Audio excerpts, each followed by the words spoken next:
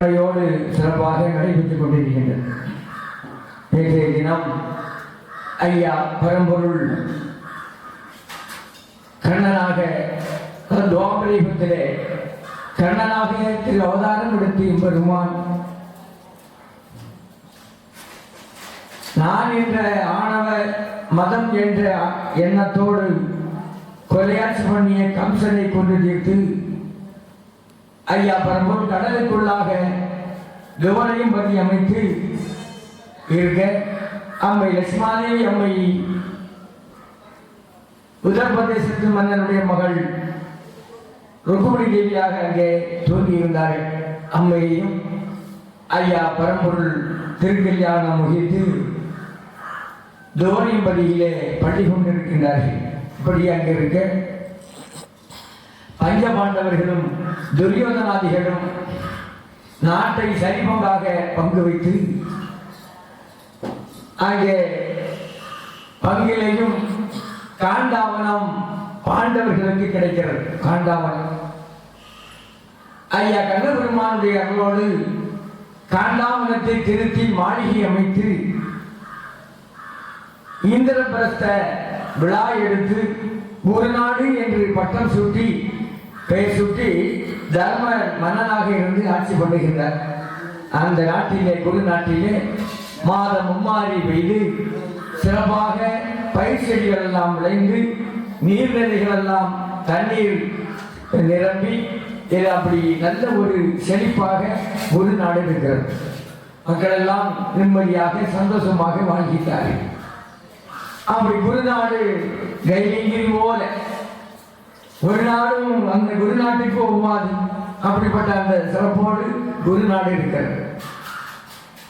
துரியோதனன் அஸ்தினாபுரத்தை தலைநகராக கொண்டு அவன் ஆட்சி பண்ணான். இப்போ அவனுடைய நாட்டிலே மழை பெய்யல. துரியோதனனுடைய தீய எண்ணம் பொறாமை, மாச்சரியம் என்று சொல்லக்கூடிய பொறாமை. அந்த எல்லா ஆமையை விட பெரிய ஆமை இந்த பொறாமை. பொறாமை எப்ப வெளியே போகுதோ கனி முடிந்துவிடும். தர்மயுகம் தான். இந்த பொறாமை தான் இப்ப பெரிய ஆமையா இருக்கு. வெளியே போகணும்.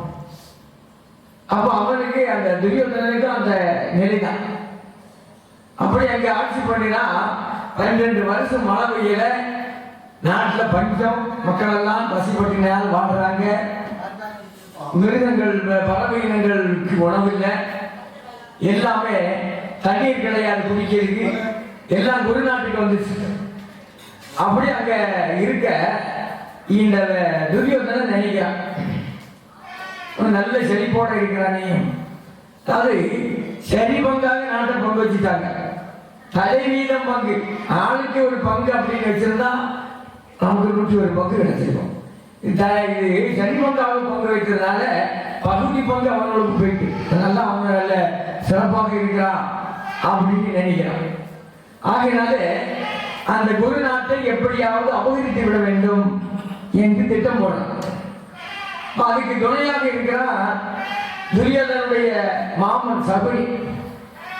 அவன் சொன்னான், மருமகனே, போர் செய்து பாண்டவர்களை வெல்ல முடியாது. போர் செய்து வென்று நாட்டை எடுக்க முடியாது. ஏன்னா வீராதி வீரர்கள் 5 பேராக இருந்தாலும் 1000 யானை பலம் கொண்டவன் பீமன் மட்டும். பீமன் ஒருத்த மட்டும். அப்படிப்பட்ட வீராதி வீரர்கள் போர் செய்து வெல்ல முடியாது. ஆகையினால இங்க இருவரும் அண்ணன் தம்பி பிள்ளைங்க, ஆனால் விரோதிகளாக இருக்கிறீங்க.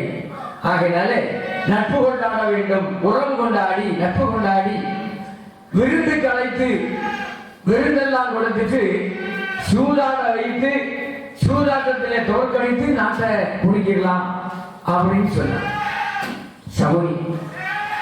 உடனே அது நல்ல ஆலோசனை தான் அப்படின்னு சொல்லி துரியோதனன் பஞ்சபாண்டவர்களை விருந்துக்கு அழைத்து அப்படியே விருந்தெல்லாம் சிறப்பாக அங்கே உபசரணைகள் விருந்தெல்லாம் முடிச்சுட்டு இருக்கக்கூடிய சமயத்தில் சகுனி தொடங்குறார்.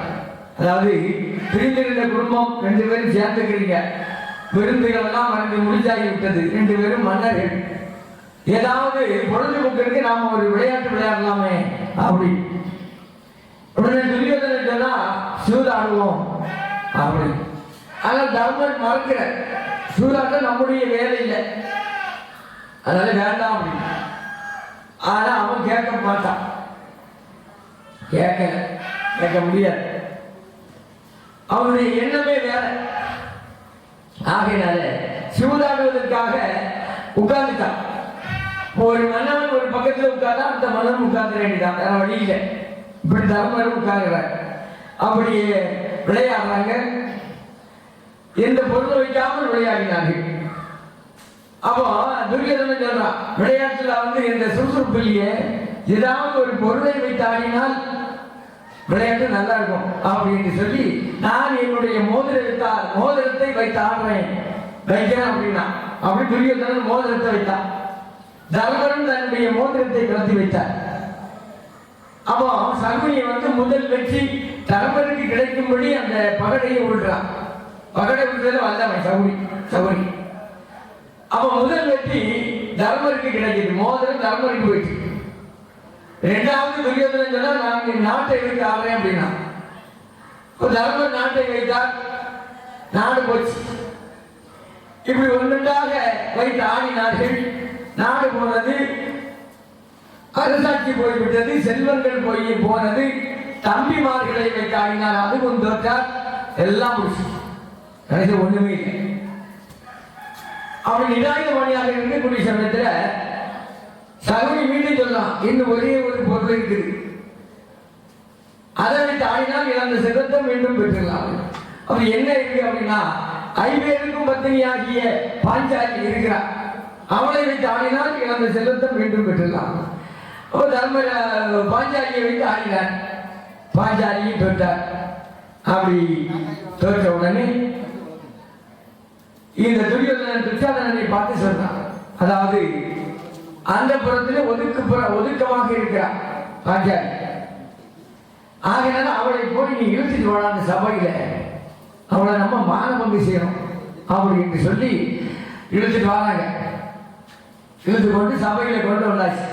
அவன் சொன்னான், அதாவது இந்திரபிரஸ்த விழாவிலே என்னை பார்த்து நகைத்தார் செருக்கு மகள், ஆகையினால இவளை சும்மா விடக்கூடாது, மானபங்கு செய்யணும். அதனால இவருடைய ஆடையை அப்புறப்படுத்து, ஆடையை இழுத்து அப்புறப்படுத்து அப்படின்னா. உடனே துச்சாதனன் ஆடையை பற்றி இழுத்து போறான். அந்த நேரத்தில் திரௌபதி அந்த சபையிலே அத்தனை பேரிடத்திலையும் போய் அபயம் கேட்கிறான். அதாவது பாவி அநியாயம் செய்யறான், அவன் எல்லாருக்கும் தெரியும் இவன் செய்யறது பாவம், செய்யறது பாவம் அப்படின்னு. அப்படி இருந்தும் யாரும் செவிசாக்கல, என்னன்னு கூட கேட்கல. அதாவது துரியோதனாதிகள், பஞ்ச பாண்டவர்கள், திருதராஷ்டிரன், காந்தாரி, பாண்டு மன்னவன் குந்தி தேவி, பிதாமகன் பீஷ்மர், அஸ்வத்தாமன், சல்லியன், விதுரன், கர்ணன், இது எல்லாரும் நிறைந்திருக்கக்கூடிய அந்த சபையில அபயம் கேட்கிறான். யாரும் செவிசாக்கல. ஆகையினாலதான் மகாபாரத போர்ல இந்த அத்தனை பேரும் அழிந்து போறாங்க. புரியும், செய்வது அநியாயம், அதுக்கு ஒரு நியாயத்தையாவது பேசியிருக்கிறான், யாரும் பேசல. அதனால அத்தனை பேரும் பிதாமகன் பீஷ்மர் என்று சொன்னா சாதாரணப்பட்டவர்கள். ஏன்னா அவன் நினைத்தால்தான் அவருக்கு உயிர் போகும், அவர் நினைச்சால்தான் உயிர் போகும், யாராலும் அவரை அழிக்க முடியாது. அப்படிப்பட்ட வல்லமை படைத்தவர் பீஷ்மர். ஆனா அவர் கூட சொல்லல, அவர் எல்லாரும் மௌனமாக இருந்தாங்க.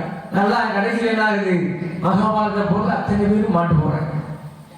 அப்போ பஞ்சபாண்டவர்கள் எல்லாத்தையும் கேட்கிறாங்க, பஞ்சபாண்டவர்கள் கேட்கிறாங்க. அப்போ வீமன் மட்டும் துடியோட எழும்புறான். உடனே தர்மர், எப்பா தம்பி உட்காரு, தர்மத்தினை சூடு கவும், ஆனால் தர்மமே வெல்லும். புரிஞ்சுக்கணும், தர்மத்தை சூடு கவ்வும், ஆனால் கவினாலும் அந்த தர்மம் தான் ஜெயிக்கும். தர்மத்தை யாராலும் வெல்ல முடியாது. அதே போல எல்லாவற்றுக்கும் மேலாக மயக்கிற கண்ணபெருமான் இருக்கிறார், பார்த்து உட்கார் அப்படின்னு. அப்படி அண்ணனுடைய வார்த்தையை கேட்டு தம்பி அப்படியே உட்கார்ந்தார். கடைசியில